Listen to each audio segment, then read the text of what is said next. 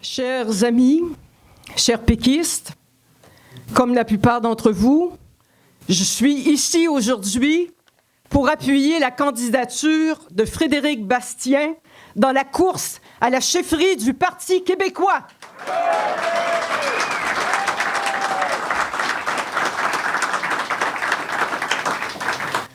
Vous connaissez tous mes convictions et mon engagement pour la laïcité, mon attachement au Québec et mon désir d'en faire un pays. De toutes les causes qui me tiennent à cœur, celle de la défense de la laïcité est celle que je porte le plus fidèlement depuis de nombreuses années. Il ne se passe pas une semaine sans que l'on parle de laïcité dans les médias. Pas une semaine où la laïcité ne défraie les manchettes ou une chronique. Ces derniers jours, on apprenait que la commission scolaire English Montreal a bénéficié d'une subvention d'un programme fédéral pour contester la loi 21 devant les tribunaux.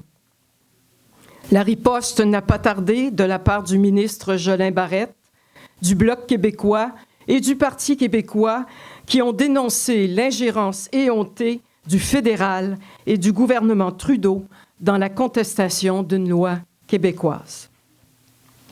Le lendemain, autre rebondissement.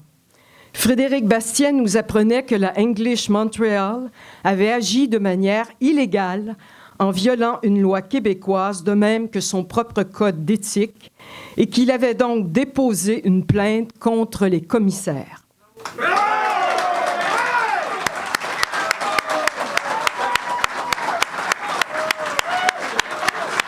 On a quelqu'un qui bouge. Il en faut juste un. Le 19 juin. Alors, en violant donc la loi, il n'était plus question à ce moment-là d'indépendance du programme, comme le martelaient Trudeau et ses ministres, mais bien d'illégalité. Ce qui devenait plus embarrassant pour la commission scolaire. Frédéric Bastien avait trouvé l'os qui allait faire reculer la English Montreal. Moins de 24 heures après sa plainte, la nouvelle tombe. La English Montreal annonçait qu'elle renonce à recevoir des fonds fédéraux venant du programme de contestation judiciaire. L'effet Bastien.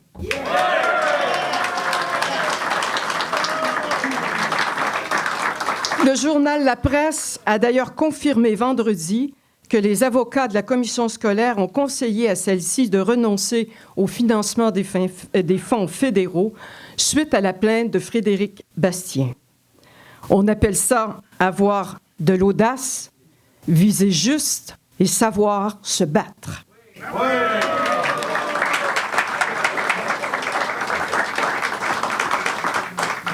On se rappellera également qu'en décembre dernier, Frédéric Bastien a mis sur la sellette la juge en chef du Québec ainsi que 2 juges de la Cour suprême pour manque de réserve et d'impartialité à l'égard de la loi 21, allant même jusqu'à porter plainte au Conseil de la magistrature contre la juge en chef.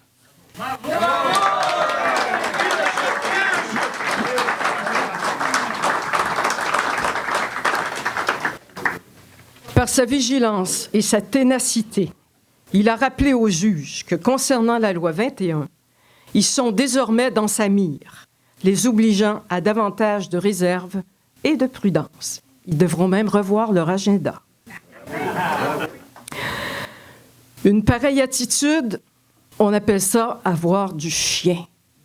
Frédéric Bastien a du chien.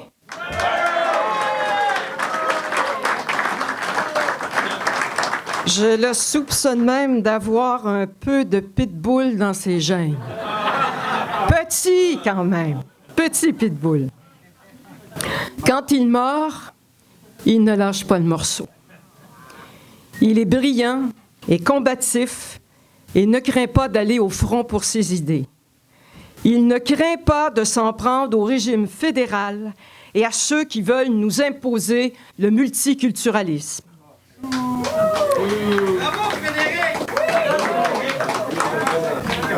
D'ailleurs, son intérêt et ses grandes connaissances des questions constitutionnelles ne datent pas d'hier, et ses récents faits d'armes ne peuvent être interprétés comme étant une manière de mousser sa candidature à la chefferie.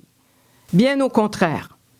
Ceci dénote une constance dans ses engagements et une profondeur dans ses convictions, une rare fidélité qui manque trop souvent à nos politiciens.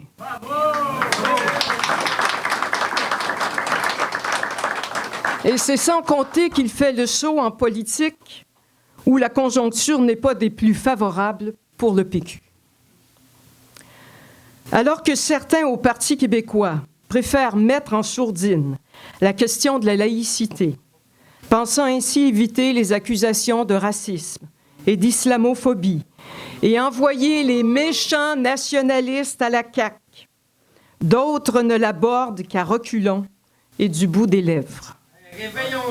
Frédéric Bastien ne mange pas de ce pain. Il a toujours soutenu le combat pour la laïcité qu'il aborde de front, sans faux fuyant. Sa position est claire.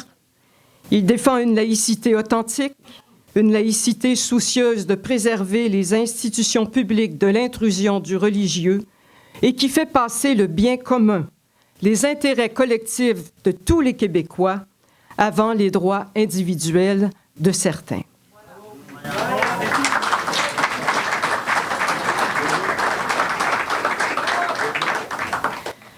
Admirateur de la France et de son système républicain laïque, il se situe à des années-lumière de la laïcité ouverte défendue dans le rapport Bouchard-Taylor, que certains appellent aujourd'hui la laïcité inclusive, pour se donner un air plus progressiste.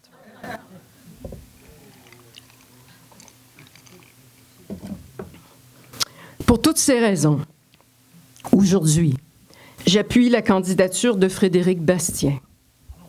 Mais surtout, parce que je suis convaincue que la laïcité n'est pas une question parmi d'autres.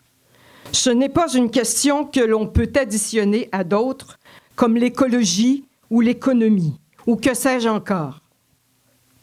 Je ne suis pas en train de vous dire que l'écologie ou l'économie ne sont pas importantes, loin de là. Mais je suis persuadée que nous allons vers un affrontement en Cour suprême, que le gouvernement Trudeau va intervenir pour contester la loi 21 parce que les enjeux sont trop importants et que c'est sur le terrain de la laïcité que les choses vont se jouer. C'est là que nous allons confronter le régime.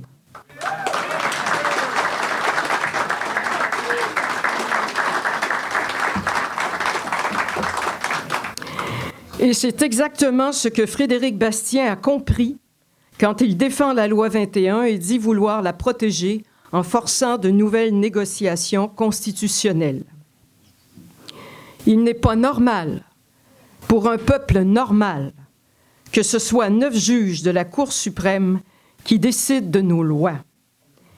Et il n'est pas normal, pour un peuple normal, que son gouvernement vote démocratiquement une loi et qu'il soit obligé par la suite de la défendre devant des tribunaux.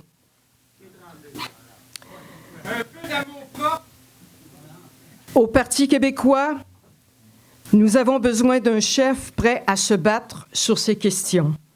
Un chef qui ne s'assoit pas dans les estrades pour voir passer la parade. Un chef au nationalisme assumé qui va rappeler aux Québécois, comme l'a fait jeudi dernier Frédéric Bastien à l'émission d'Anne-Marie Dussault, que la Constitution et la Charte canadienne sont illégitimes, qu'elles nous ont été imposées.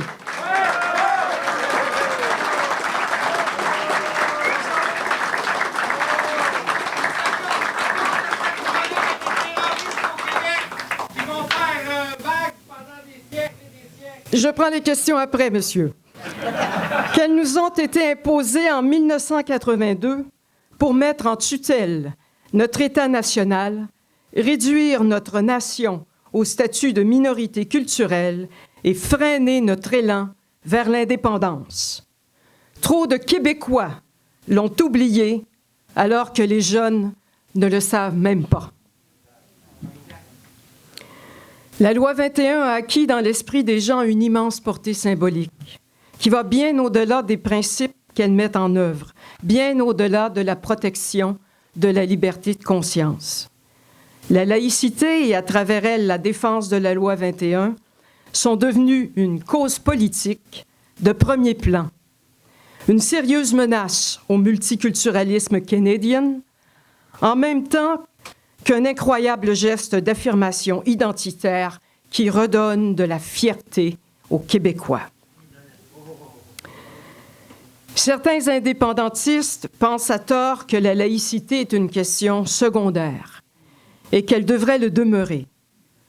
Loin d'être une distraction qui va nous éloigner de l'indépendance, bien au contraire, la laïcité nous en rapproche au point où c'est à travers cette question que nous sommes en train de poser à nouveau celle de la souveraineté de notre État et de repolitiser la question nationale.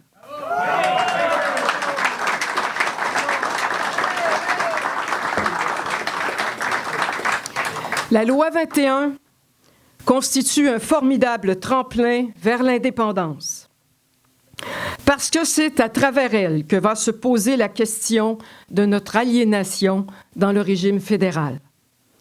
Nous tous réunis ici aujourd'hui, nous savons que rien ne sera définitivement réglé tant et aussi longtemps que nous n'aurons pas un pays.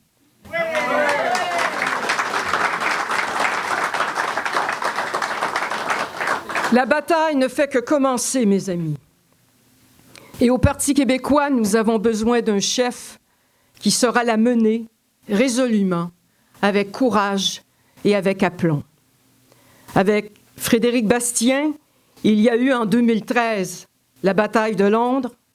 Il y aura maintenant celle du Québec.